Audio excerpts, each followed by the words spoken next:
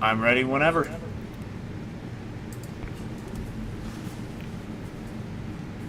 Welcome to Dodgers Dogs. I'm Casey Porter. I'm so glad that you decided to tune in. Joined as I will be each and every Wednesday night at 6 o'clock Pacific, 8 o'clock Central, and 9 o'clock Eastern by Austin Brubaker. So, Austin, I know you're hot and heavy in the middle of that Great Lakes Loons game, but good evening and welcome to Dodgers Dogs.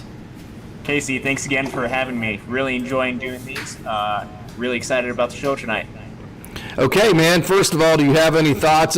Dodgers have had a good road trip. You know, they've had they're in the middle of their 3-city, 9-game road trip. The toughest part of it, in my opinion, is still coming up. They have the off day tomorrow, but then they go to Texas, of which I'm going to be at that game Sunday. Super excited about that. But any thoughts on the big Dodgers before we get started?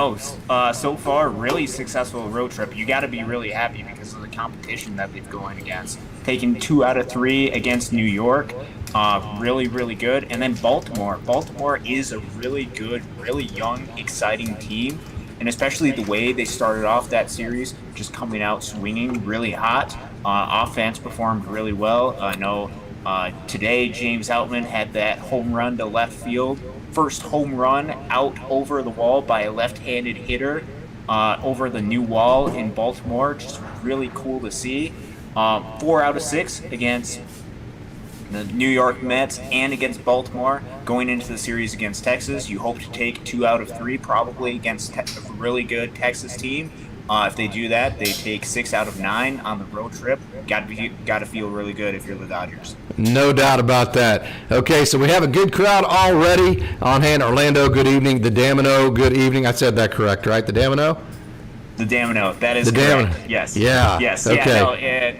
No, he was sitting. I know he left a comment. He's sitting a couple seats over from me at the Loons game on Friday. So gets to go to a lot of those games with us. So tell us about that experience. Was that pretty cool?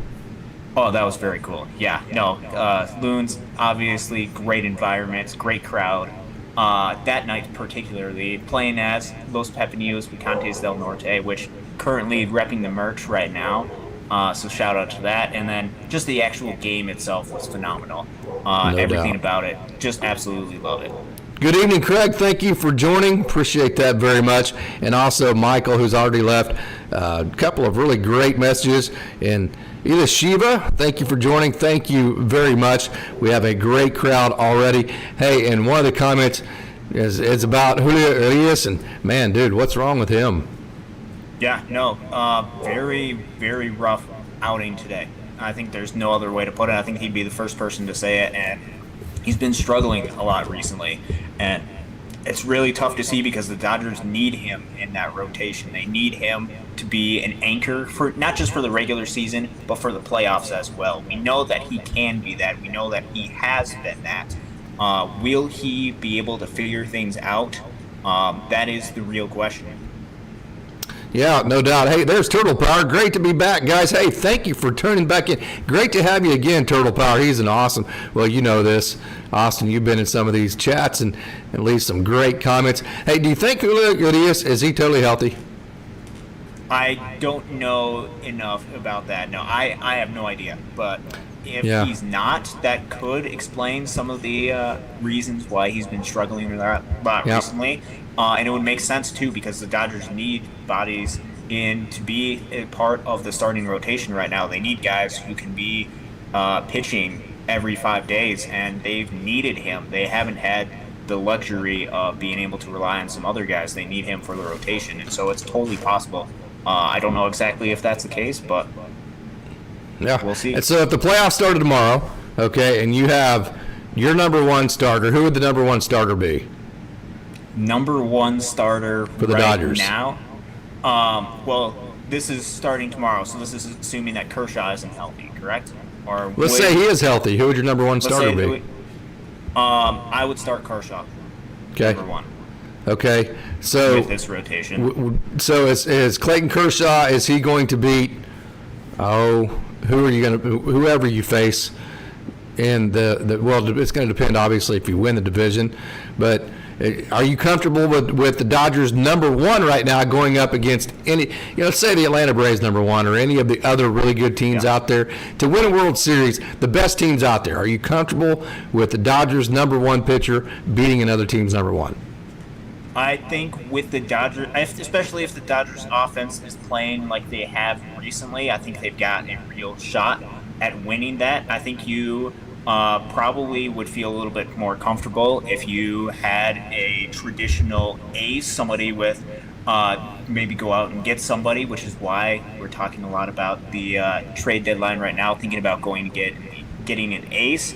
I think you'd feel a little bit more comfortable, but I think with the Dodgers offense, I mean, we've talked about the formula, starting pitcher, only give up a couple runs and just let this offense really help carry this team.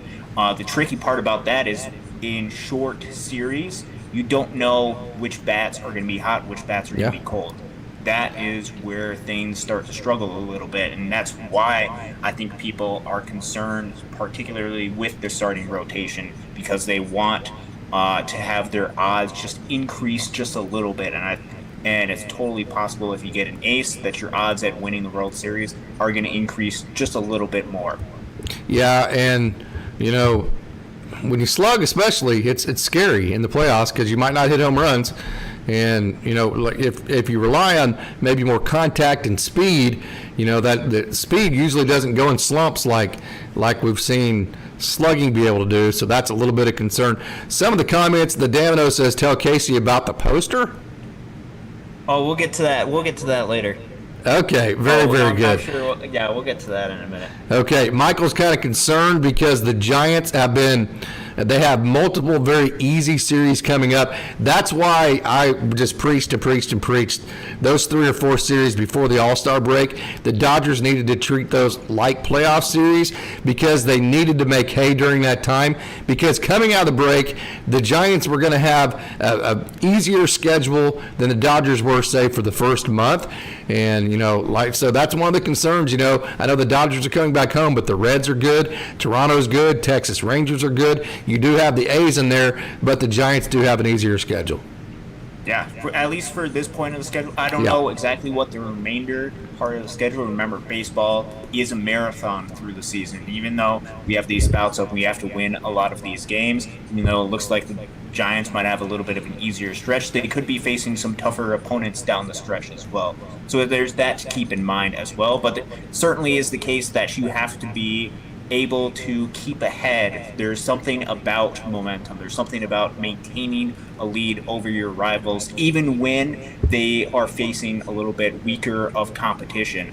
You want to maintain that lead in the West. You don't want to give them hope. You don't want to give them a chance. You don't want to give them a week in first place just to feel what that would be like. You want to win as many games, stay as far ahead from the Giants as possible, so to where it's not even a decision, it's not even a choice. Dodgers win the West.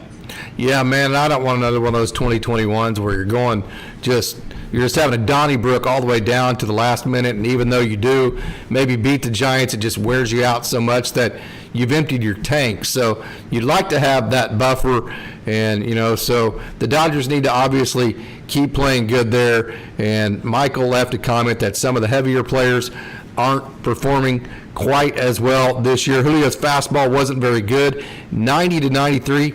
Here's a thought, okay? Could you trade Julio for maybe some prospect capital or 1-for-1? Would you even consider something like that? That's a thought in our comments. That is certainly an outside the box kind of thought, because you would have to imagine trading him to some sort of... He's a free agent at the end of the year. That's why you would do it. Oh, yeah. No, that absolutely would be why you would do it. But you'd have to end up trading him to some sort of playoff team, because somebody who's not going to make playoffs isn't likely going to be trading for and giving up prospect capital for Urias.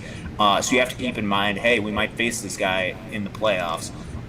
You also have to keep in mind the actual starting rotation depth. Obviously, a lot of people have big concerns as far as the starting rotation depth. What happens if there's some more injuries, unfortunately? What rotation would you feel comfortable with in the playoffs? That certainly is a unique idea. I haven't heard that or any sort of rumors about that.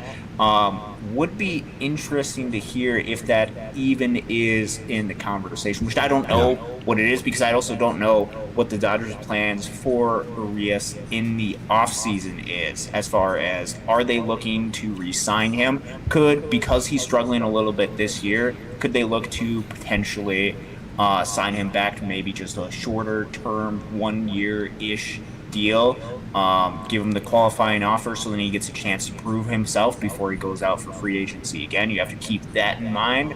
A lot of different factors with this. And then one other thing I just want to point out, I know on the YouTube stream, I think the settings as far as on my camera are open. I don't know if there's any way to fix that, or we're just going to deal with this. Just looking at the YouTube feed from what I'm seeing.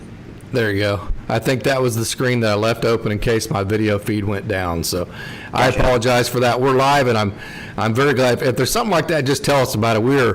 We're doing our best here, but we're a small organization here and trying our best. Okay, so if that was a consideration because Julio Urias is going to be a free agent, think about this. Okay, John Rooney, there it went away right there. John Rooney, Alec Gamboa, both left-handers. The left-handers, of course, you have Robbie Erlin, but I don't think he's a consideration.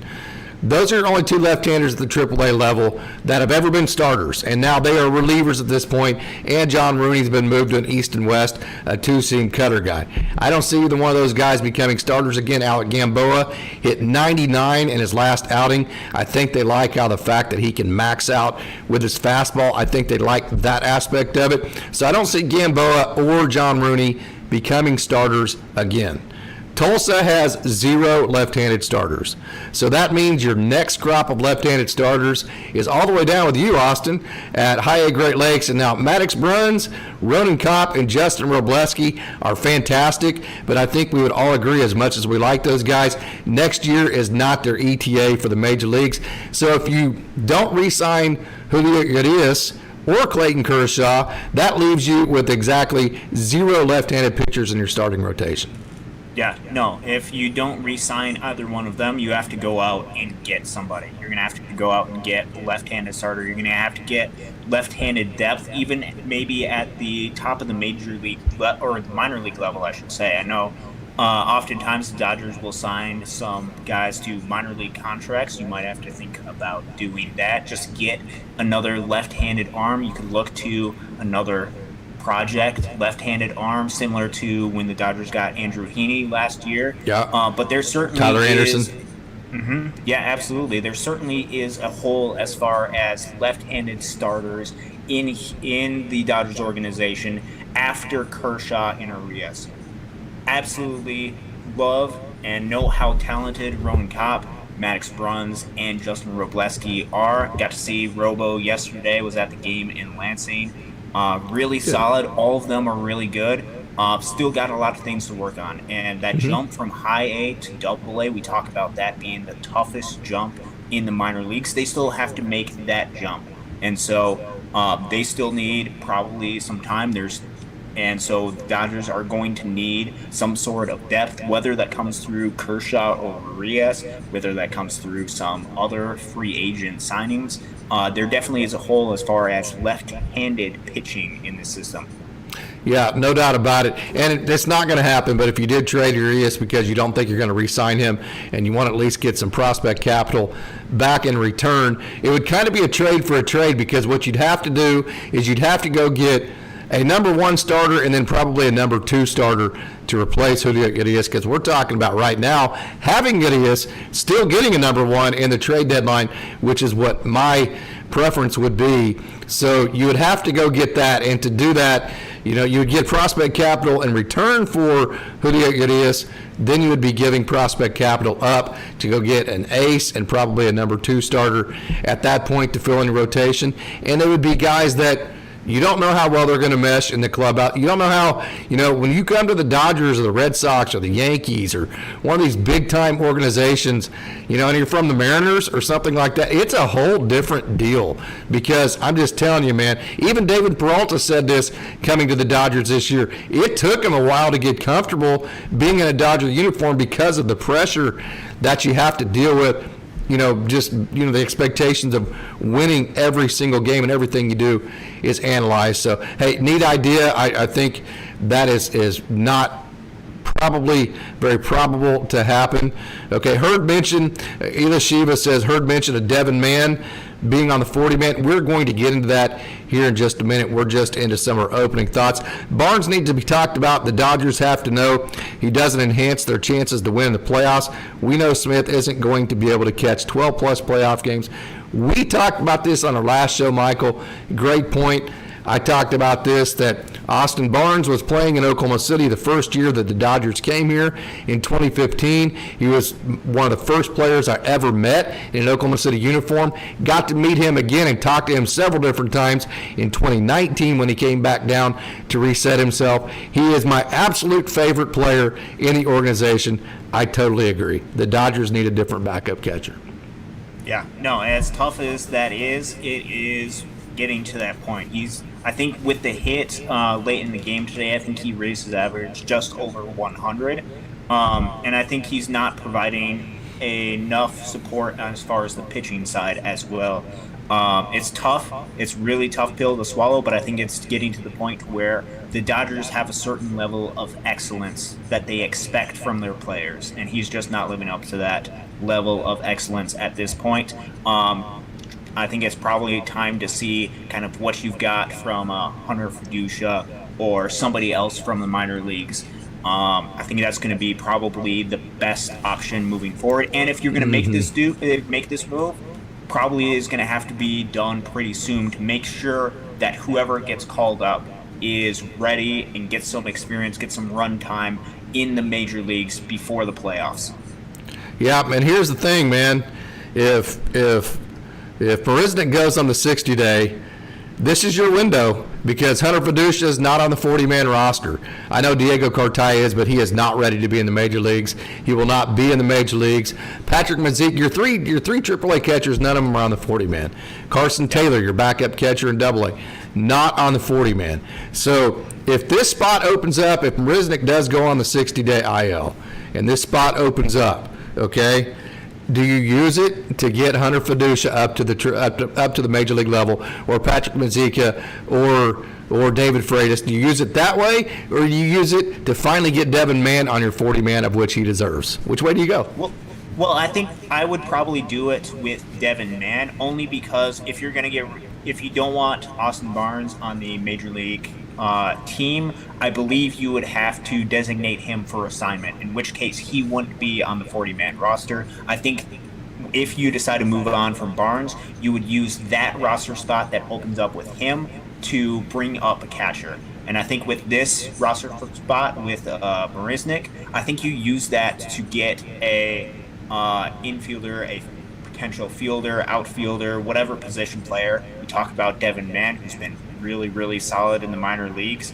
I think it's about his time to get a call-up, see what he can do. I think that spot opened with Marisnick would be best utilized for Devin Mann, as opposed to using it for a catcher who probably won't be called up. But even if he does, roster spot should open up with the designated for assignment of Austin Barnes. But see, if you use that Marisnick spot to put Devin Mann on the 40-man, you wouldn't even have to DFA Austin Barnes at that point. You could carry three catchers and kind of figure out how you're going from that perspective, because you wouldn't have to open up that roster spot until Marisnick came back. So you wouldn't necessarily have to DFA Austin Barnes to do that.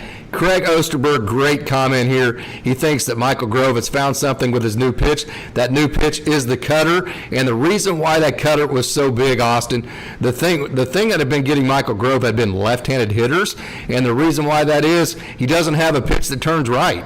He doesn't have a changeup. He doesn't have a two-seam. So his slider turns left, his curveball tumbles, and his fastball rides. Okay, so he has left, he has up, he has down, doesn't have anything right. So when you don't have anything that turns right, you're going to struggle getting left-handers out. So, it's going to be impossible in the middle of the season just to learn a new changeup. I mean, guys have been working on changeups for 4 and 5 years and still have the difficulty getting the feel every day. Not going to learn a two-seam overnight. The easiest thing to learn at that point would be just to get a little cutter to get underneath the left-hander's swing, and that cutter was transformational as far as how he approached lefties against the Orioles, and it was just fantastic for Michael Grove.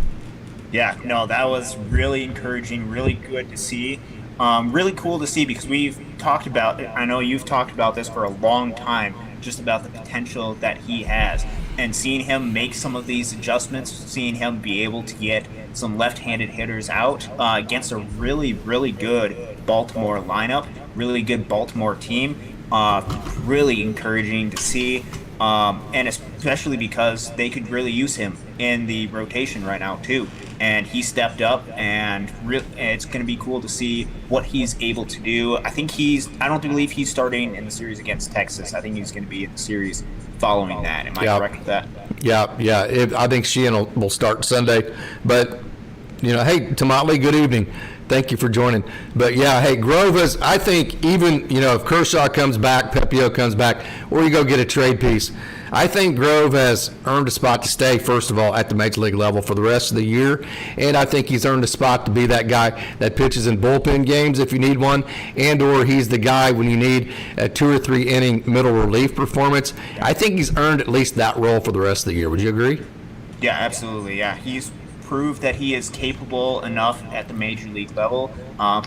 He's battled throughout all of the struggles. I think he's going to be best utilized on this major league team, whether that is number 5 and number 6, or fit him into a piggyback role. Now that the Dodgers, at least at the minor league level, are big in that. I think he could be really effective in that role. Good evening, Deuce. Deuce leaves a comment, says, great point. There's too much swing and miss in the lineup. We need more contact to have playoff success. So, hey, with the trade deadline, Austin, if you go and get a position player, not necessarily what type of position player do you think the Dodgers need? Yeah, and I think that's a really good point, too, because they have a lot of guys who have a ton of power. You can see that up and down the top of the lineup. A lot of guys with a lot of slugging. A lot of guys who can get on base. But the thing with short series playoffs, which is what our focus should be on right now, it should be on how do we win playoff games? How do we win if some of the batters who are known for their slugging don't hit during short spurts? And I think what you can do with that is you can look for some of those other skills, some of the contact ability, some of the speed elements. Just some guys that add a little bit of a different element to the roster, add a little bit of different elements to the team, while also you'd probably be looking for guys who can get on base, just guys who can lengthen the lineup and really help get it to some of those guys who can slug, help extend the games, can help really bring a different element that the Dodgers don't have a ton of on this roster. That's what I'd be looking for. 100%, kind of like what they did with the early picks of the trade. Mm-hmm. Yeah, with absolutely. Kendall George. Mm-hmm. Yeah, right in the first round in the draft, which kind of caught us both off guard. I know we talked about that on the draft show that we did, but just a different element that Dodgers can add to the game. Getting somebody who can provide that, can be a really good clubhouse guy, would be somebody that I would be looking for, and I think could help this team in the playoffs. Hepatitis, see you later.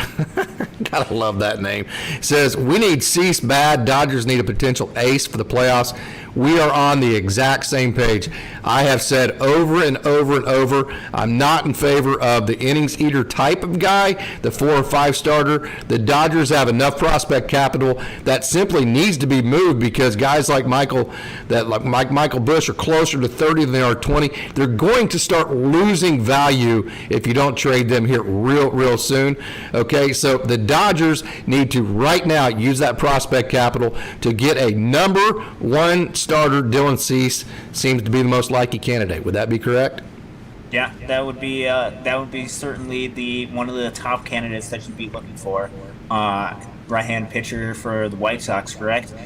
Yeah. Definitely, you'd be looking for somebody who you would feel comfortable with starting a game 1, a game 2 type of game in the playoffs. That, I think, would be a really good use of resources. I think it would be best for the Dodgers for this year. I think it'd be best for the prospects that they would trade. The trick would be trying to find that number one guy. There's not a ton of number one guys out there, so you might have to be a little bit creative. You might have to use a little bit more of the prospect capital, some of the guys that you might not be willing to give up, maybe a little bit of an overpay in order to get that.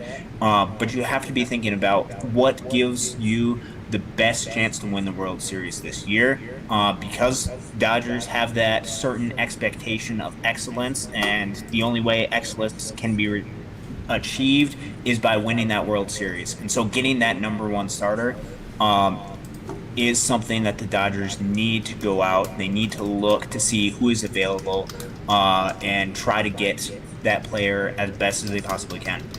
Yeah, and the problem with it, we talked about this on our trade deadline show, is that with the added wild card teams that they added last year, now each league gets 3 wild cards. It's impossible for anybody to tell who the buyer and the sellers are going to be.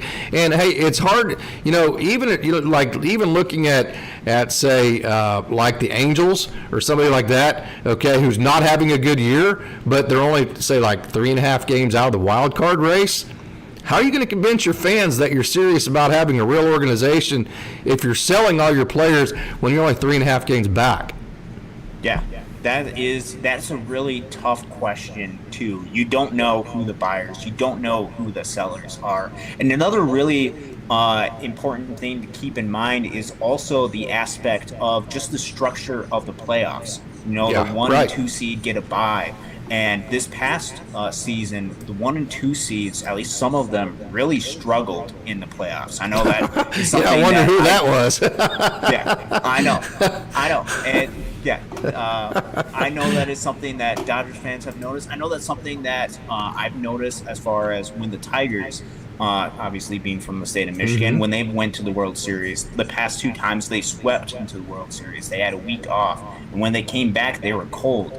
That aspect is something to keep in mind as well, as far as the playoff structure, as far as everything to do with the trade deadline.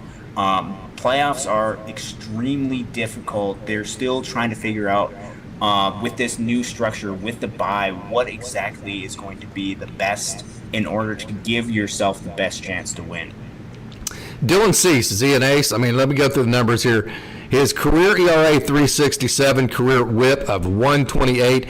He has a 707 strikeouts in 588.2 innings. This year, though, he's not having a very good year. His ERA is 4.18. His WHIP is 1.34. But let me play the devil's advocate of that. Okay, he's a 4-seam slider curve change guy, and he's 96 on the fastball. That literally is the exact formula that the Dodgers have with their pitchers. High-riding 4 seams, tumbling changeups, left-turning sliders, right-turning changeup, left-turning sliders, tumbling changeups, high-riding fastballs. That's literally the formula that the Dodgers love. So from that perspective, I think although he is having somewhat, not a very good year, and he, just looking at his overall stats, he's not an ace in terms of the ERA, the WHIP, that kind of stuff. From that perspective, I do think the Dodgers could make him a really, really good pitcher with the type of instruction he would get here.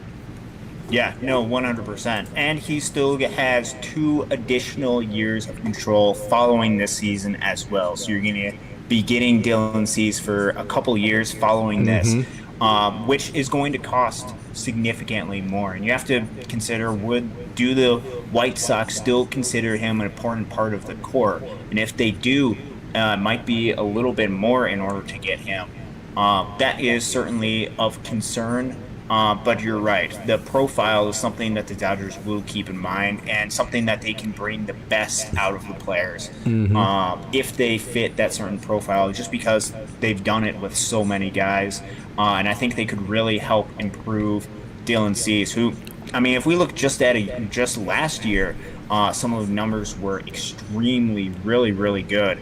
And so you have to keep that in mind. He could be somebody that, given all of the roster guys, instead of going for like an innings eater, you want to get your guy. dilloncease could be their guy. A's just traded Fujinami to the O's, which, hey, good for the Dodgers because the Dodgers are playing the A's at home. They play Toronto and then the Reds and the A's, and they go to San Diego, I think.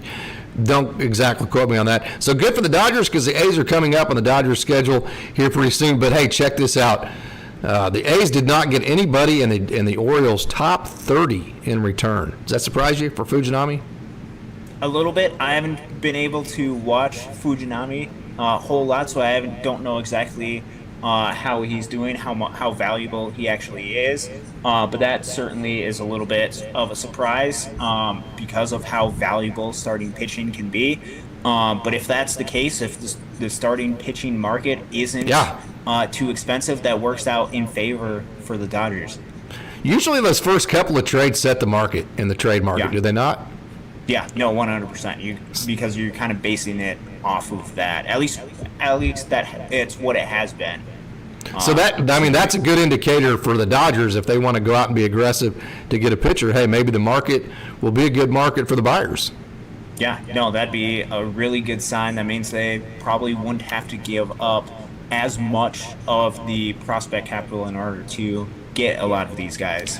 Aloha Monster says Austin, double exclamation points. You know who that is? Yeah, I know who that is. Okay. Yeah. Want to give a shout out, or are we good to go here? Oh, yeah. I'll give a shout out to Aloha Monster. Big shout out. Okay, let's continue on down some of our. I lost my spot here. Dodgers should trade for and rehabilitate Sixto Sanchez in the offseason. Okay, the Domino says, watching the Yankees lose right now, nothing to do with the Dodgers, but it's good for baseball, and therefore the world when the Yankees lose. That's funny. Orlando, he always has great comments. Barnes should retire and stay in the organization working with pitchers and catchers, kind of like Rocky Gale did. You know, Rocky Gale is the coordinator for the minor league catchers, and Rocky Gale is a catcher in the Dodgers organization for many years, and so I would totally agree with that. We've said many times, hey, there is a different, the value that Austin Barnes brings right now is the leadership. He's like a coach on the field. There's different creative ways to keep him in that type of role without having to put him out there on the playing surface. Yeah. No, he very much is valuable to this team. There's a reason why they still want to keep him around in the organization, and I think in that coaching role, that could probably be best suited for him. They want to keep the person, Austin Barnes, within the Dodgers organization. Finding some sort of role for him to fill would be extremely good for this organization, and I think it would be good for Austin Barnes in the long run as well, too. Don't the Dodgers need to DFA Thompson because they're limited to 60-day IL spots? Is there a limit to 60-day IL spots? That is actually a really good question. I don't know the answer. That's a really good question. I don't know the answer to that. I'd have to We'll research that and get that back. But if that was the case, I would have to think that wouldn't be an issue. Would you? Yeah, I would have to figure out exactly what the situation is as far as 60 man injured list, roster spots. I'd have to figure out what's going on with that. Yeah, emmetsheehan might best. That's what the Domino said. Motley said, I like that he's using it sparingly so far, so keep him guessing. James Outman, this is from Craig. James Outman hit that home run to the opposite field, quite a shot. As a matter of fact, the Orioles, they moved that left field fence back. That is the first opposite field home run from a left-handed hitter in Camden Yards since they moved the wall back. So how impressive is that? As a matter of fact, it's the longest, I believe they said, opposite field home run for a left-hander in the last 4 or 5 years for the Dodgers. So, yeah, that was an incredible shot from James Outman. Oh, absolutely incredible. And to have it in left center field, too, I was unreal. absolutely unreal. What a beautiful swing that James Outman had. Yep, no doubt about it. Reds beat the Giants, thank God, right? Because, boy, if there was ever a dud of a game, today was it for the Dodgers. It was that day game after a night game. Then, you know, a lot of times a day game after night game, they give the veterans off because it's tough. And then those are the games where you really need to rely on your pitcher to just kind of make the game sleepy till about the 5th or 6th inning until everybody wakes up. And, you know, but by the time that had happened, then the Dodgers were already way down in a hole. So that obviously didn't happen. So, hey, the Reds beat the Giants. Hey, you love to see that. Yep, no doubt about it. Man, my keyboard is acting up. I sound deranged in the chat. Sorry, fellas, that's the damn. Hepatitis C later says Candelario. Okay, chime in whenever you hear something here that you want to talk about. Yeah. Josue de Paula. Yep, go ahead. Yeah, I was just going to mention, probably mentioning as far as trading for Jeimer Candelario, who's currently on the Washington Nationals, putting up a really good season. He's a third baseman, and so thinking about option as far as trading for a third base type hitter. I don't know, what's your thoughts on that? Yeah, no doubt about it. I'm on the same page with you as far as that goes, and you do a lot better. I'm not going to be able to add a whole lot about other teams' players because I spend, well, you know as well as I do, Austin, I spend so much time watching the 4 affiliates with the Dodgers plus the Major League team. I really don't have time to watch a lot of the other teams and know a whole lot about what is available, which is why you're so valuable. Yeah, I'm here. Yeah, I fit in some other Major League teams outside of the Loons games that I watch. So, yeah, he certainly is an option. He's had a really good season. He was part of the Tigers, and then they released him, and now he's having a really good season. Definitely a player to watch out for. He's going to get traded from the Nationals. He's going to return some prospects to the Nationals. Really solid contributor when he does hit. Kind of one of those has been a 15 to 20 home run type hitter. Can get on base. He has been playing some solid defense from last time I checked on him so far this year. Definitely somebody to keep an eye out on for if the Dodgers decide to move in that route. In which case, they would likely have to move, I would guess, Muncie back to second base. In which case, there's no room as far as an everyday option for Miguel Vargas and Michael Busch. There'd be a lot less complaining on social media if Muncie moved off of third base. Yes, there would be. Yeah. Josue de Paula is. Go ahead. I'm sorry. No, you're fine. Josue de Paula, he has not reached past the single A level. Is anybody at that level untouchable for you? At the single A level, I think we've talked about this on previous shows. It depends on who you are trading for, and it depends on what you mean by untouchable. If you mean guys that I want to trade, for the right price, I'll trade anybody. Yep. Untouchable to me means that you're going to have to overpay. You know, hey, man, I'm not looking to sell here, but if you make me an offer that I can't resist, you know, like 2 number 1 starters, then you got to do it. You know, hey, you got to do whatever you have to do, in my opinion, if you're the Dodgers, to give yourself the best chance to win the World Series this year. You know, so that's always an interesting question. Is somebody untouchable, especially when they haven't even, when they're still in the single A ranks? And hey, Josue de Paula is very, very talented. I always compare him to Bernie Williams. He gives that Bernie Williams vibe. Dalton Rushing, man, you see a lot of him. Well, you know, what kind of price tag would he bring? Oh, he'd bring a pretty expensive price tag. He is extremely talented. He has the ability to get on base. He showed today the ability to hit for some power, hit a home run, hit a double, I believe, in the game as well today. Over the course of the season, though, he's just been incredibly valuable, both offensively. He's been really solid defensively as well. Just the overall price tag for him, it's going to be extremely high.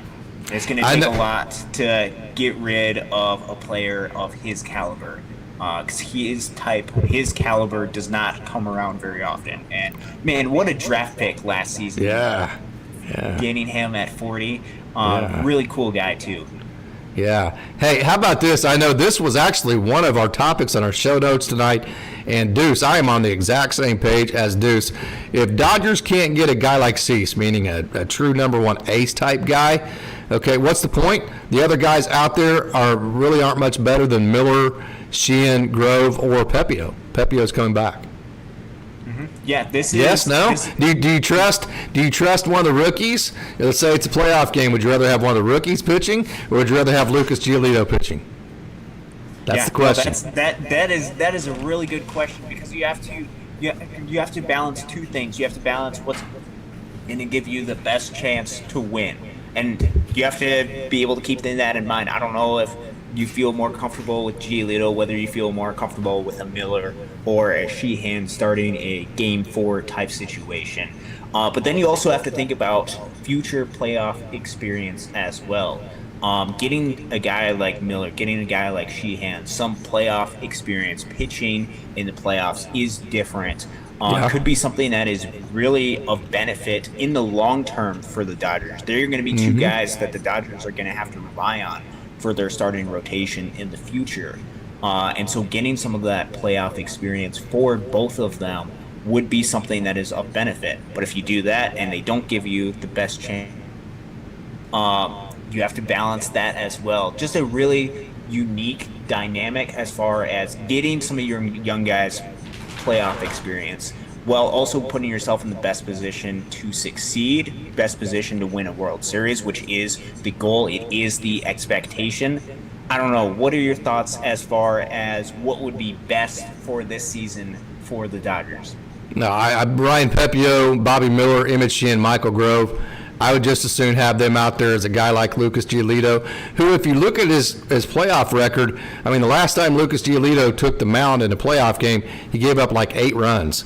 So he has 2 outings in the playoffs, and the last one was a couple years ago, and it went sideways on him.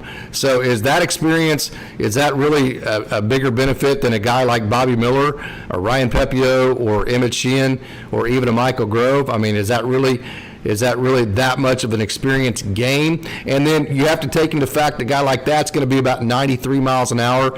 Bobby Miller, you got to keep in mind, he averaged 99.1 miles an hour with his fastball last outing. He threw 5 pitches. 3 of those 5 pitches he landed in the strike zone 50% of the time or better. You're not going to be able to get anything close to that, even at an ace level. Even if you go get an ace, okay, the best pitcher out there, if you go get that guy, you're not going to get a guy that has stuff anywhere close to that. So I take that stuff, I put it in the playoffs, and I've said many different times, the only 2 outcomes for the Dodgers this year are, 1, win the World Series. If you win the World Series, doesn't matter if no prospects play. Doesn't matter at all. It's a successful season. Or if you don't win the World Series, you need to get all your rookies and your prospects ready to perform for next year, so you set yourself up to win World Series in the future. Yeah, no, you have to have one of those 2 goals. If you don't meet at least one of those 2 goals, you have to feel a little bit frustrated as the team. And so you have to keep that in mind. What is going to give yourself the best position to win the World Series? How do we get these guys best accustomed to being in a playoff type role? Should be really interesting to see what happens over the course of the trade deadline, over the course of the next couple of weeks. I think that's something to keep in mind as Dodgers fans. If the Dodgers don't go out and trade for, if they don't go out and get a starting pitcher, or if they don't get 2 starting pitchers, they do have a plan. They want to give some of these rookies, they want to give some of these guys experience in the playoffs, and I think that should be something that Dodgers fans should be looking forward to, because that's only going to help them in the future. Michael says UC Kikuchi from the Blue Jays could be our new second lefty. That would be nice if Urias is gone next year. And then Tamale, I'd love to get Cease, but if it costs either Miller or Sheehan, I don't know. I would not trade Miller or Sheehan for Cease. That would not even be a question for me. But keep in mind, I'm a prospect guy too. Okay, hopefully World Series would accept hopefully WS would accept, the White Sox would accept a different package, but it might require one of those guys to compete against other teams' offers. Any thoughts on that? Yeah, no, it's going to get dilloncease, it's going to cost more than what you're wanting to give up. It's going to cost quite a bit in order to get him, particularly because of his years of control, because he does have a track record of being a really solid pitcher. And so you're going to have to give up probably more than what you're willing to, what you're wanting to, in order to get a dilloncease type pitcher. I don't know exactly who that would be. I don't know exactly what that is. I also want a lot of these guys to remain within the organization, but I also want them to be put in the best position for them to succeed personally as well. So I don't know the exact price tag. It's not going to be cheap, though. Aloha Monster wants to know, do the Dodgers have a chance at getting Ohtani? I think they do. I think I know you probably don't, but I think that Artie Moreno was posturing, and I think he'd be crazy to take the chance of losing Ohtani to free agency without getting the prospect capital return that the Dodgers could give him. Yeah, I think as far as a baseball move, I think that is the correct decision. Will he make the correct decision? That is up in the air, and that is only a decision that he can make. Yep. Okay, Cease has shown he can be an ace, and I mentioned this just a minute ago. We are on the exact same page. Hepatitis, see you later. He's shown that he can be an ace in the past. Okay, you mentioned that last year. And then with the pitch mix that he has, which is the exact mix the Dodgers love, he gets into this system. I think he could easily turn into an ace. Agree with that? Yes. Yeah, 100%. He can turn into the guy that you are looking for. And also, good point from Deuce, White Sox defense is not good, so you put him with the good defense that the Dodgers play, and, hey, he instantly becomes a better pitcher from that perspective. Mm-hmm. Yeah, it only helps. Yep. Orlando, we need a pitcher with an extra year of control, or else we'll have another roster issue next year. We need to let our pitchers slow cook and develop in the minors. No doubt about that. Cease would have how many years of control?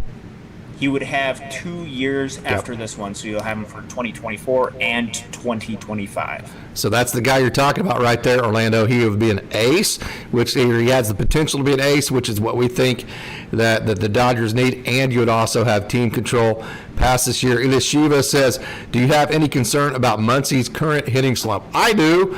I'm still old school. Hey, and I know you're a statistician, you work numbers a lot and you love data and analysis of data, Austin. And I can tell you this, hey man, all these new modern metrics are neat and I use a lot of them, but in all of them, batting average plays a factor in all of them. Right or wrong? It certainly does play some part of a role in that, yes. Yeah, so I'm still of the opinion, hey, batting average isn't the end-all, be-all, don't get me wrong, but it still absolutely matters. I mean, not having a good batting average is detrimental to your team. Now, you don't have to hit 300. I think the new, in the 80s, it hit 300 or whatever. I think the new, 250, 260 is the new 300, if you will, there. But I do think a sub-200 batting average is detrimental. Mm-hmm. Yeah, no, it really does hurt. And even though he does get on base, which is a quality that you want, walk is just about as good as a single, even though he does do that, and he does provide power to it, especially when you're talking about shorter sample sizes.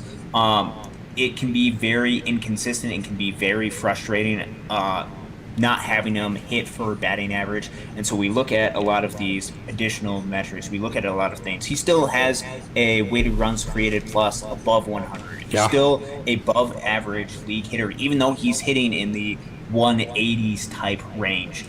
He's still providing value offensively. Having a low batting average, you can't have too many guys that are like that, though, because then your production is just going to be too inconsistent. So I think with Muncie, he is just frustrating because he has that element of inconsistency. I think if the Dodgers had too many guys like him, that would create some sort of an issue. But he's still producing at an above level rate as far as runs created because of his on-base ability, because of his level of production with power. Definitely do have concerns as far as his slump, but I think you're going to have that with a type of player like this. Hey, just want to remind the chat, this is a wonderful chat. We have a tremendous crowd tonight, Austin. It is just absolutely awesome. Also, not just in the chat, leave a comment on this video and then leave a like on the video and leave several comments if you will. If everybody in the chat room would also leave a comment in the video section as well, not just in the chat, that will make YouTube think that, hey, this is a video that is liked. It'll suggest it more. It'll get it viewed more. And then that helps us grow a little bit more and, makes us want to do these things maybe even on a more often of a basis. So make sure, not just in the chat, if you would, just leave a comment, even if it is, hey, I think we should trade for Cease or whatever it may be. Make sure and like this video, share this video, tell all your friends about this video. I wanted to get that in as well. So what you're talking about with Max Muncie, okay, he's very inconsistent, but when he does hit, he does damage like no other. He does absolute damage like no other, and we've seen games where he's had multiple home runs. He's gone on stretches where he's had days where he's hit for a ton of power, and he's drawing a lot of walks, which hitting for power is really important. That's something that the Dodgers really do value, because hitting for power does correlate a lot with winning a lot of games, which is ultimately what you want to do, with correlated a lot with scoring a lot of runs. And so with that, even though he has the low batting average, that element of power still is helping him out. You have to look at these players as a whole. You don't want to just look at one particular aspect and say, oh, he's not very good at this or he's really good at this. Look at the guys on the whole. On the whole, Max Muncie is still producing. The issue with that is it's just inconsistent because of the type of player that he is. Yep. So you mentioned you can't have too many of those guys with low batting averages. Okay, well, or that are inconsistent like Max Muncie is. So can Max, how many is it? Is it one? Is it two? Can you have Chris Taylor and Max Muncie? Can you have Taylor at short and Muncie at third? Both guys that are very explosive but very inconsistent with low batting averages.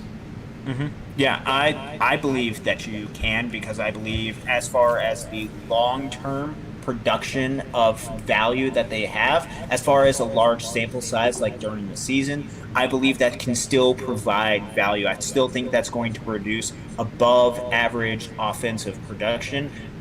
With that, you do have concern as far as shorter term sample sizes. When you're talking about playoff atmosphere, playoff type format of series. But as far as long term season, you're talking about 162 games, a large sample size. As long as they're still hitting some of those above average metrics, I have no issue with having two of those guys on the roster. Just because a pitcher is having a bad year somewhere doesn't mean he should be removed from trade talk. Matter of fact, it's a great point. And a matter of fact, that's the exact type of guy that the Dodgers love to get. They like to shop, they like to shop for the Christmas gifts on December 26th, right? They like to get the lowest price they possibly can. So that is a great point. Aloha Monster. That's literally the number one strategy for the Dodgers. Just look at Verlander from a few years ago when he left for Houston. Any thoughts on that? Because there is a point where Verlander was struggling a little bit with Detroit, or he wasn't at the exact peak as what he did with Houston. I know audience is not too fond of Houston. Just point that out. But with these guys, I think you've seen the Dodgers be able to help a lot of guys out, help get the best out of these players that they possibly can. They can come in, go through the system, work with Mark Prior, work with the staff, and really help become the best players they possibly can. I think in the trade deadline, but I think they usually like to do this during the off season, try to bring in some guys. A guy like a Jason Hayward, who wasn't doing great the previous season. They brought him in, and he's performed really well. How about Jake Marisnick? It's possible that they see something in him, or they saw something in him where they want to work with that, and they think they can bring out a little bit more than what he had been producing. They definitely do like these project type players because they see a lot of talent in them, and they have extreme confidence that they're able to help them become the best players they can be. Think the Dodgers would consider someone like Aaron Nola. He's in the middle of a contract year. He's not elite, but the Domino thinks that he's not awful either. So might be worth a look in the off season, if not the deadline. What do you think? Aaron Nola. It would probably have to be during the off season. I believe he's with Philly right now. Philly's in playoff push, so I don't think they'd be looking to trade him. But as far as signing him in the off season, could be something to take a look at. Yeah, that home run from James Outman certainly was absolutely impressive this afternoon when he hit that opposite field. Okay, so should the Dodgers try to replace Muncie at third? We've talked about that. Boy, Nolan Arenado, he'd be a big pickup, wouldn't he? That'd take a big prospect all, wouldn't it? That would. So that becomes interesting too, because you would think it would require. I don't think it would require quite as much. I think specifically because of the contract that he is on. He still has several years of control, but at that $30+ million range, I'm looking it up right now to see how much control would the Dodgers consider it? Left.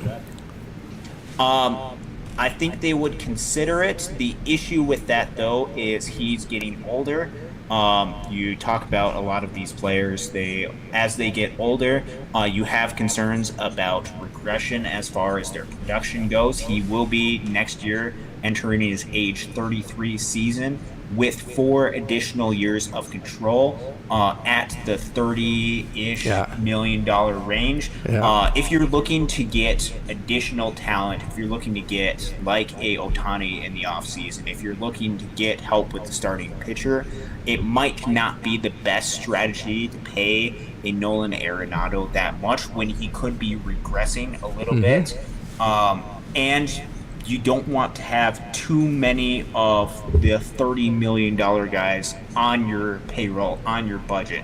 We know the Dodgers really like to have that roster flexibility. If you have Mookie Betts, if you have Freddie Freeman, if you have, let's say they signed Shohei and they have Nolan Arenado, that's great star power.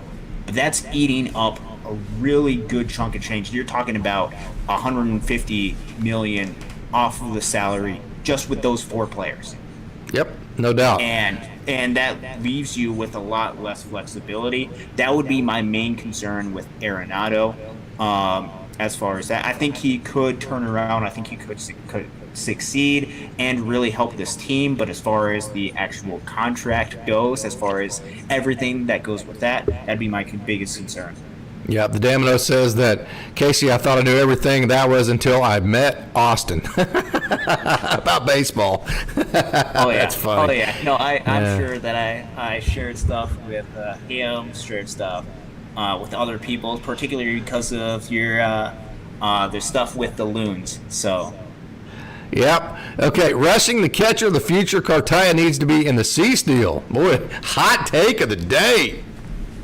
Yeah, that is pretty hot. You gonna dive into that, or you gonna pass that one off? You've seen a lot of Cartaya this year. I got the chance just to see him briefly when I went down and saw Tulsa in Springfield. I know how good Cartaya is. I saw just the level of talent and just what the difference he can make to this roster if he is on his game. I know this year has been a struggle. It really has been a struggle offensively. There still is a lot of talent in Diego Cartaya. I would be hesitant still to give up on him, very much so, because I know how good he is. And with a lot of these guys, they can make adjustments. And so you'll see some guys, you'll see a Diego Cartaya, maybe he's down this year. Next year, I would not be shocked if he is tearing it up in the minors. Here's the reasoning for trading rushing instead of Cartaya if you needed to get a cease. Okay, right now, is Cartaya's stock low or high in terms of what he should be getting? It is lower than what. So you're not going to get the return on him that you would have, say, even 6 months ago, and you're not going to get the return on him that Dalton Rushing would get right now because he's hot. That is absolutely true. So that's something to think of there. Of course, you also have the future to think about as well. Shiva says Fiducia and Rushing, thumbs up. The Domino, Sheehan pitching in a playoff game with how he's been so far doesn't sound too bad. And then also Michael said he would trust Bobbymiller in a playoff setting as well. To Motley, I think Miller and Sheehan could both handle postseason stage. They face some of the league's best lineups already and performed well. And here's the thing, just breaking into the Dodgers, when you look to your left and you see Freddie Freeman, you look to the outfield, you see Mookie Betts, and you see guys like Chris Taylor and Max Muncie and Miguel Rojas, you're pitching to Will Smith. It's easy to get starstruck in that clubhouse, correct? So really the biggest hurdle for a Dodgers rookie is getting over that hurdle of not being starstruck when you first get started. I think once you get comfortable and you kind of get it, you feel like you're in that group, I don't think the playoff setting will be near as much pressure as just trying to get accepted to begin with. Yeah, and especially with the crowds that Dodgers are able to pull and the atmosphere that they have, they certainly have an advantage that some of the other teams going into the playoffs don't have, because they don't have the same atmosphere. They don't play around the same level of stars, the same guys who have a ton of experience in the playoffs. That could be of serious benefit and going to put these players, these rookies, in the best position possible to succeed. So here's a great question from Deuce. I told you we have the best baseball crowd of any Dodgers show out there. It's awesome, isn't it, Austin? Oh yeah, no, we are backing up on all of these comments, just trying to get caught up right now. Yeah, okay, Deuce. Here's the question for you: if you're a hitter, would you rather face Giolito or Miller?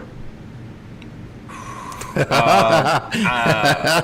doubt in my mind who I'd rather face. Yeah, no, I do not really want to face Bobby. Kind of seeing his stuff, seeing how electric it is, and with the attitude that he pitches with, yeah, I don't want to face him. Yeah, I hope we get to see Nastrini and Frasso in the future on the Dodgers. I realize they could be in a trade package. No doubt about it. And then also River Ryan, don't forget about him. I think he might have the highest upside. And then don't forget Kylehurt last night reaching 99 with the four-seam. He was throwing the changeup to the lefties, the slider to the righties. When Kylehurt is throwing strikes, he has maybe the best stuff of anybody not named bobbymiller or emmetsheehan in the entire organization. Yes, no, he's been really, really good. I got a chance to see him last year when he was in Great Lakes back in mid-June, I believe. Back when he was doing the piggyback thing with Lyle Lockhart Jr. Just electric stuff that Kylehurt has. Somebody who maybe some people who aren't paying as close attention to the Dodger system don't know who he is, but somebody that you're going to be hearing from very soon. No doubt about it. Okay, the Orioles, we just saw them, and boy, they had a million of those just young guys. A lot of their prospects they brought up, like Adley Rutschman. Okay, so apparently they still have more prospects to go, and they have enough prospect capital to get Ohtani. Know anything about that? Yes, they have. If we're talking about top systems in the big leagues, it is them and the Dodgers towards the top as far as the quality, as far as the quantity that they have, at least according to some of the scouts, according to some of the people who make this list. Baltimore has a ton of really good talent in their system, to the point where if they wanted to do that, I don't believe that they would do that, but if they wanted to, they could probably try to make a good offer at a trade for Ohtani. How many games did the Dodgers win this weekend? 1, 2, or 3? Against Texas, I'm a little bit optimistic. So, Texas is hot, man. Texas is hot. They're good. I know. They're good. Very good. I think you'd be happy if you take 2 of those 3. You're gonna have, you're gonna have 2 rookies on the bump this weekend. Yeah. Mm-hmm. Yep. Yeah, you're gonna have. I'll be there Sunday, by the way. Oh yeah, no, and they'll win that game. They'll win that game for you, Casey. Don't you worry about it. Okay. Yeah, and then they just got to take either Friday or Saturday. So, yeah, I'll say they'll take 2 out of 3. I think if you use your heart, you probably say 2 out of 3. I think if you use your brain, I think it smells 1 out of 3. Texas is good, man. And if you do that, if you do that, this has been so if you do that, you have a winning road record on this three city 9. You go 5-4 on the road trip. That's not bad. You're probably still have about a game, maybe a game lead in the NL West, leaving that, going back home for 9 games. So that wouldn't be disastrous. So I think safely you can say 1. I think if you win 2, you'd be pleasantly surprised. Mm-hmm. Yeah, I think that certainly is the case, especially with this Texas team that is really, really talented up and down their roster. Taking 1 out of 3, you feel a little bit disappointed, but if you look at the big picture, you'd realize it's not that bad of a deal. Winning 5 out of 9 against some really tough competition on the road, you'd be happy with that. But you got to be looking to win the series, try to take 2, at least. This is a great thought. Muncie needs to hit down the order. And, hey, let me throw this at you. I think Outman needs to hit in front of Max Muncie. This has been my big frustration as far as the lineup goes all year. James Outman's been hitting in front of like Miguel Rojas or Austin Barnes or somebody like that all year, to where he's getting a bunch of pitches that he's not really equipped to lay off of right now as a rookie. Whereas if you put the other night, he was in the 9-hole. I love James Outman in the 9-hole because then you have Mookie Betts after him, and guess what he did? He got 2 hits. It makes a huge difference to have Mookie Betts behind you than, say, a Miguel Rojas or an Austin Barnes, or even a couple of struggling players if he's in the 7-hole at that point. So, hey, I love the idea of maybe moving James Outman to the 7-hole, putting Max Muncie at the 8-hole, and or put James Outman at the 9-hole, leave him there, let him hit in front of Mookie Betts, and let's say that there's 2 outs and a runner at second base. Okay, that base open, typically maybe you work around that guy, but is he going to get a pitch to hit with Mookie Betts behind him? Of course he is. The last thing you want to do is walk James Outman to get to Mookie Betts, who's the best player in baseball right now as we speak in the last month. So I think that alone would raise James Outman's average up to about 260, and I think it would get him around 20 to 25 home runs. Yeah, and he's been extremely hot over the course of this month. If you look at his monthly numbers, I saw a tweet about this earlier as far as his weighted runs created plus by month.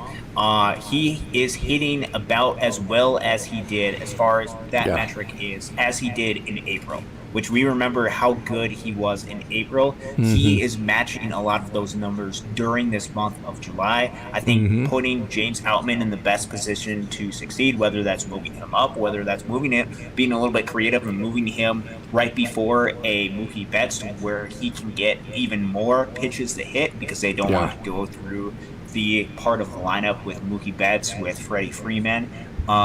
I think could be really helpful for him. That could get him some more pitches to where he can hit that over the fence, get some singles, get himself in a position to help create more runs for this team.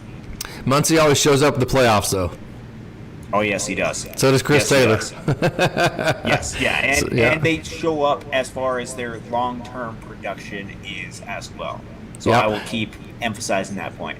This is a question for you, Austin. Why do people believe that an Ohtani trade would gut the system when there is plenty of depth, even after trading away the number 1 and 2 years ago? We've said that many times. I think this comes to a point as far as gutting the system. I think it comes from commentary that, one, you'd have to give up a lot of really talented guys. There's no doubt about it. The guys at the top of the farm system, the 1s, the 2s, the Cartayas, if you look at some of the other players at the top of the rankings, they are extremely talented. But if you pay attention to this Dodgers farm system, if you pay attention to a lot of the development that a lot of these guys have, if you look a little bit deeper past a lot of these lists and you actually watch the game, you realize just how talented these guys are, just how solid the foundation is for the system. So I think when people are talking about they have to gut the farm system, I think that is true to an extent, where a lot of the guys at the top of the farm system that a lot of people know about might have to move on for Ohtani, but there is still a lot of talent below that level. If you peel back a little bit more, look at the Dodgers farm system from a whole, there's still a lot of talent that a lot of people don't know about, but they will know about these players soon. I'll do one even better than that. There's still going to be a lot of talent. Even if you went and got Ohtani, there's still going to be a lot of talent that people do know about. For instance, you're not going to give up Diego Cartaya and Dalton Rushing. Okay, you're going to give it one or the other. So even if you do trade for Ohtani, you're going to have one of those 2 players left. Even if you trade a nickfrasso and, say, a Nick Nastrini, you're still going to have River Ryan, Kylehurt, and Landon Knack, right? Okay, so when you talk about gutting the system, it's not even possible right now with the Dodgers because you have what I call so much redundancy, literally at every single position in your farm system, that you can take away the top player of every position. And let's say you took the top player at every position, pitcher, catcher, first base. So you gave away 9 guys for Shohei Ohtani. The Dodger system is not anywhere close to gutted, as far as, because they have redundancy behind it. Because if you take away the top pitcher, then you have, let's say the top pitcher right now is, let's say, Nick Frasso. Well, then you still have Nick Nastrini, Kylehurt, you have Ben Kasparius, you have Landon Knack, you have all these guys. Let's say we take away your top catcher, Diego Cartaya. You still have Dalton Rushing. Take away your top first baseman. I don't know who that'd be right now. Maybe Emanol Vargas. Well, you have Justin Yurchak and a million different guys. You take away your top second baseman, whoever that might be, Yainer Fernandez. Let's say it's him. Well, you still have Austin Gauthier, right? So, I mean, there's just so much redundancy. I totally agree with that statement that there is no such thing as gutting the Dodgers farm system. Okay, great question. Is Mookie the everyday second baseman from here on out? That's a good question. For right now, I say yes. Yes. Right now, since they don't, well, Vargas obviously is down in the minor leagues, working to get his swing back, and then Michael Busch, they haven't shown the willingness to bring him up and give him those at bats that he needs. At least this season at the major league level. I think right now Mookie Betts is probably your everyday second baseman. I think they have some depth in the outfield where they don't have as much depth at second base, so they're going to utilize Mookie in that position. Muncie's stats are all against right-handed pitchers, so why not platoon him? This is a great thought from Tomatley. Here's a couple of options. Okay, you have the catchers coming with Cartaya, Dalton Rushing. How about move Will Smith to third base, get him started as far as not only this year, getting good matchups for Max Muncie. You're also setting up, making a slot and positions and room for all of your great catching talent that's coming up, and making Will Smith a third baseman. That's one option. You can bring up Michael Busch to give him some looks too, but that's lefty. Max Muncie's left-handed. Busch is left-handed too. Or you can put Chris Taylor at third base. If you do platoon Max Muncie, which way do you go? I would probably do the I'd probably do the Chris Taylor one. I think that'd be the more logical. With Will Smith, if you move him over to third, you're going to have to replace somebody at catcher with him. And I don't think they'd be comfortable giving, obviously, Austin Barnes every day at bats. I don't think they'd be comfortable right now giving a guy like... On the days that Will Smith needs off right now, like today. Yes. Yeah. And so you could potentially think about utilizing him in that role as long as it's limited. You want to keep him as healthy. You want to keep him protected. You don't want to provide a ton of additional stress outside of the catching role, because catching is very stressful. It requires a lot more than what you would think to that position. So that might be a little bit tough. I might have a little bit of concern with that particularly. And then with Michael Busch, if you wanted to bring him up, I think you would want to give him some of those everyday-ish at bat. Somehow. And you wouldn't be able to get that platoon matchup theoretically with him and Muncie at third base. I still think Michael Busch can have a role. I don't know if you would have that role particularly this season, or if they have to. They're looking at a role for him for next season. I don't know what their plan is with Michael Busch. So I think that leaves you with the likely option of probably platooning both Muncie and Taylor at third base if you're given those options. Jordan Hicks would be awesome for the pen. Here's a comment, because he brings added velo. But let's think about this. If you go get a dilloncease type guy, or any guy that you're going to plug into your starting rotation, that's likely going to move Miller and Sheehan or Michael Grove. Miller is 101, Sheehan is 99, Michael Grove's hit as high as 98, or Ryanpepiot. So the velo would be coming at that point. Yes.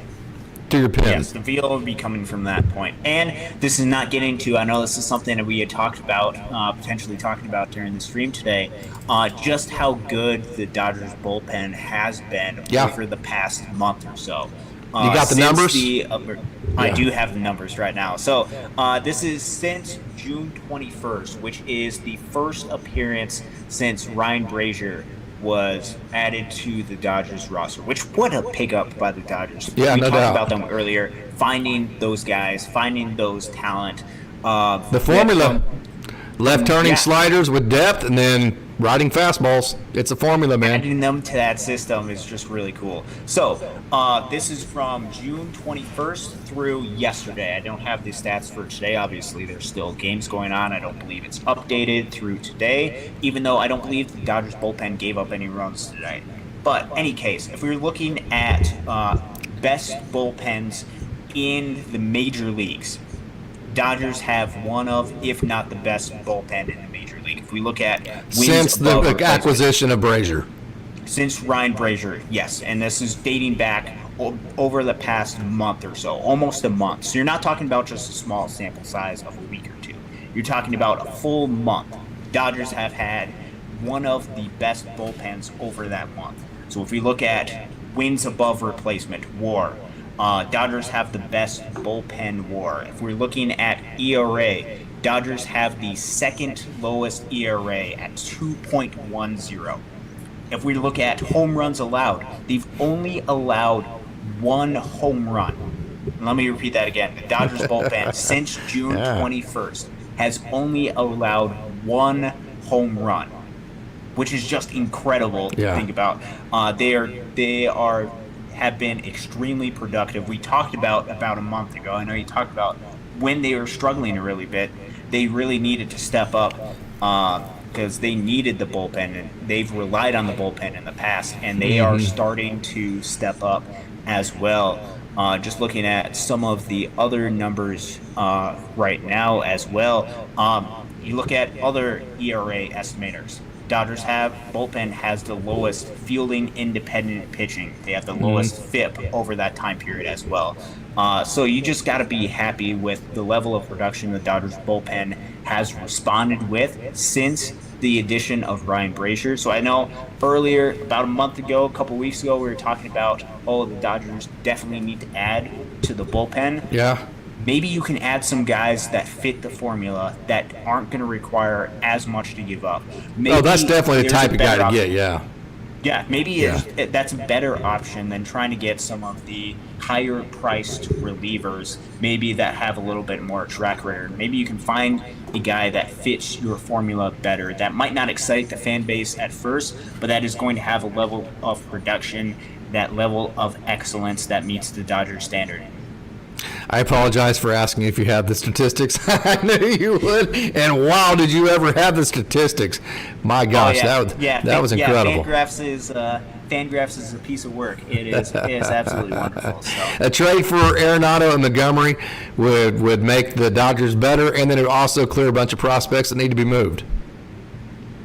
Yeah, I think we talked about that earlier. There is some concern as far as trading for Arenado, as far as the length and the volume of his contract, especially if you want to get high-priced free agents in the offseason, hint, Shohei Ohtani.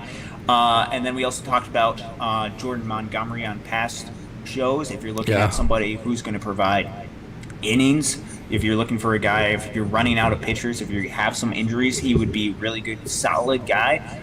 Could potentially start a playoff game. He's not going to be the deciding factor as far as winning a series. So it really depends on what you are looking for, what you want them to get. Okay, so at what point do Miller and Sheehan have to start getting limited to innings? You know, they're we saw Ronan Kopp. He only goes 3 innings, it seems like, every time he pitches. The Dodgers are super cautious with their minor leaguers. Sheehan coming straight from Double-A. You got to think he's on some kind of innings count.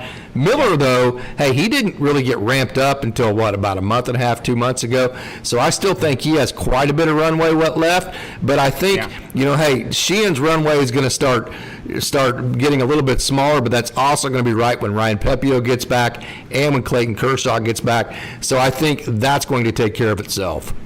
Yeah, no, that's a really good point, and something really keep in mind they are going to be fairly strict as far as the innings that these guys are going to pitch because they want them to be as healthy as possible. You see at the minor league level all the time.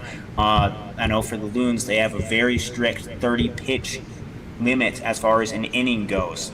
They try to keep these guys, their arms as healthy as possible. And so they have a plan for both Miller and Sheehan. So that could be something that if the Dodgers decide to go and trade for a starting pitcher, perhaps that's something that they're keeping in mind with this. Keeping in mind both the potential of some type of injury taking place, but also keeping in mind the limited innings that a lot of these guys are going to be under as far as pitching goes. Could be certainly be a factor as far as the trade deadline. Okay, do you think Chris Taylor is back to being the hitter he was? Love moving Smith to third base. It'll prolong his career, no doubt about that. Any chance that your bit or Eddie's gets moved up to play for the big club? They're both on the 40-man. I don't see it. I would give that a 0% chance. I mean, never say never, but... Yeah, I would say, well, so here's the thing. So they've both been added to the 40-man roster. And so this goes back to a little bit of when they were added. So they were added during the 2021-2022 offseason. And they were added specifically before the 2022 season. Same time Michael Grove and James Outman were added. Yes, and they were added specifically with the idea, not that they're going to make the major league team, but that they're going to be protected from the Rule 5 draft. Well, the Rule 5 draft didn't end up happening that offseason because of the player strike. So that was something where they were added a little bit before they were ready to be added. So you think both of them on the 40-man roster, they might be ready to be called up. I think Vivas is a little bit more advanced, at least right now. He's been better able to. He's having a better year. He is having the better season this year than Eddie's, which got to give him credit. He is doing really well. He's walking about as much as he's striking out. I still think he needs some time. I think he needs some of that experience at the AAA level. I think that's going to be the best for him.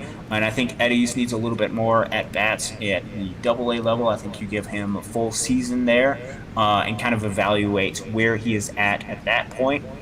But this could be something where they are taking up a couple spots on the 40-man roster. They were added a little bit before what they but you're stuck. Probably wanted to. Because if you DFA them, they're gone. Yes, no they're doubt. gone. And so they could be guys that Dodgers potentially look at if they're looking to trade. They could be a couple guys that could be on the move specifically because of the flexibility with the 40-man roster spots that both of them have. Okay, so I think we've already covered this. Would you trade Cartaya and Sheehan for Giolito and Lewis Robert? I think we'd both be a hard no on that. Would that be right? As far as Giolito goes, for just Giolito, of course, I wouldn't be up for that. For Luis Robert, I'd have to look at his numbers again. If I remember correctly, I think he's doing extremely well. He's doing really well. So he'd be definitely somebody that you'd potentially look at. Definitely one of those guys who doesn't walk a lot, doesn't strike out a lot, but when he is on, he is a really good player. Kind of fits that, has really high slugging, provides an element of speed to his game, but I would say probably not, even though he has a ton of talent. Would have some concerns with that, and I also don't really want to give up Sheehan. Yeah. Are you wary of guys that are having their best years right in front of their free agency? Does that make you wary? A little bit. Because I think we've all seen it where a guy has their best season right before free agency, they sign them, and then after that, it seems like there's some sort of struggle. Now, that could just be due to chance. That could just be because we just remember a lot of the guys who struggled after they signed in free agency. I know we didn't see that struggle when we talking about the signing of Freddie Freeman. He performed really well, but other guys have struggled after they signed contracts right after free agency. I think that's something that you have to be weary of. That's something where you have to look at the overall long-term picture of who this player is. You can't just look at this past season and make adjustments. You make decisions based on a small amount of information. You want to get as much information on these guys as possible to make the smartest decision. Hey, and by the way, great crowd tonight. Thank you so much for the comments.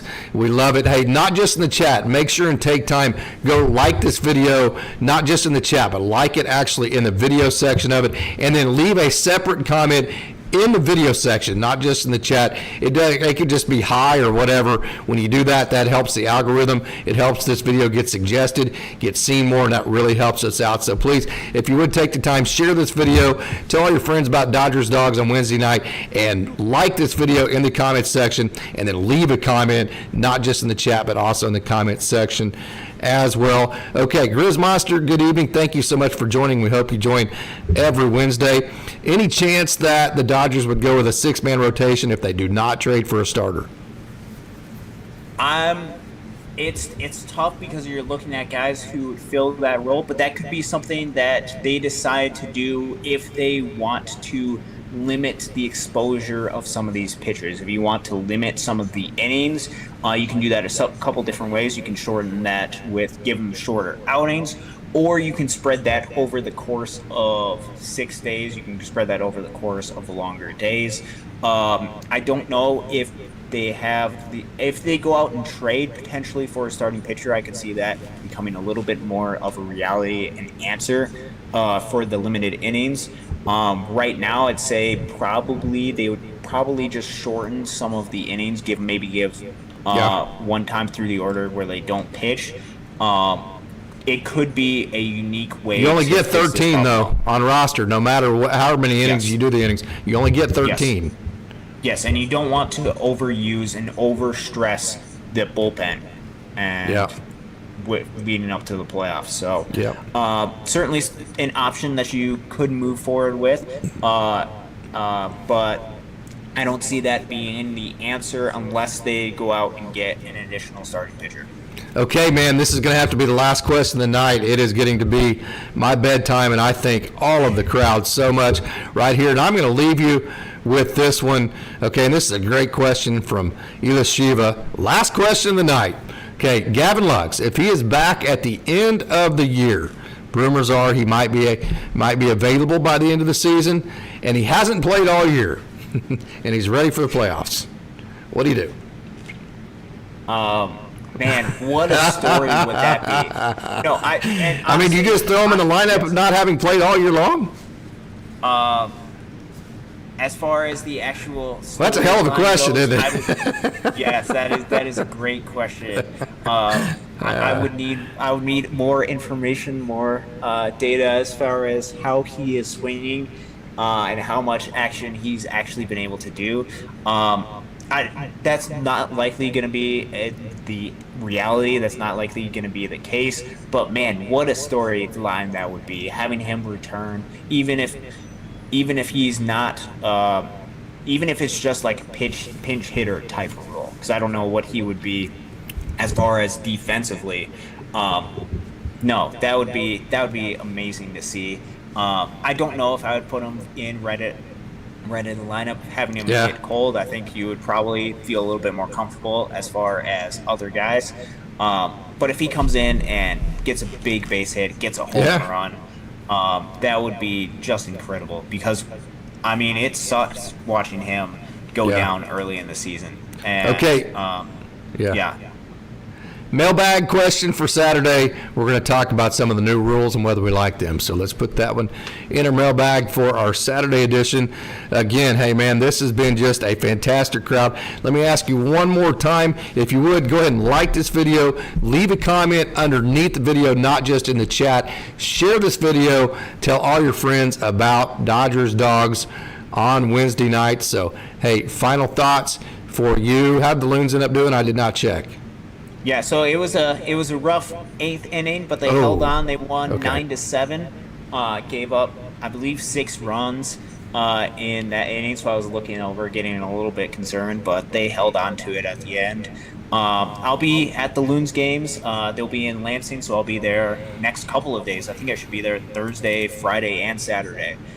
So looking forward to watching them pitch, watching them hit, and hopefully win some more games against their cross-state, in-state rival in Lansing. So should be really excited. Dodgers are playing pretty well. I know today was a little bit disappointing with the loss to Baltimore. Big picture-wise, though, things are going really well. Really fun, really interesting time of the season. Just take a step back and enjoy the ride. Yep. Okay, one last great comment from Deuce. V-Boss is the kind of hitter the Dodgers need to be again incorporating to the lineup. We've talked about that several different times about, hey, that guy that can bring speed, he can bring average, he can bring low line drives, the guy that just is really a pest to the other team. It's a great comment there. Hey, we would like to again thank the crowd for the wonderful chat that we've had tonight.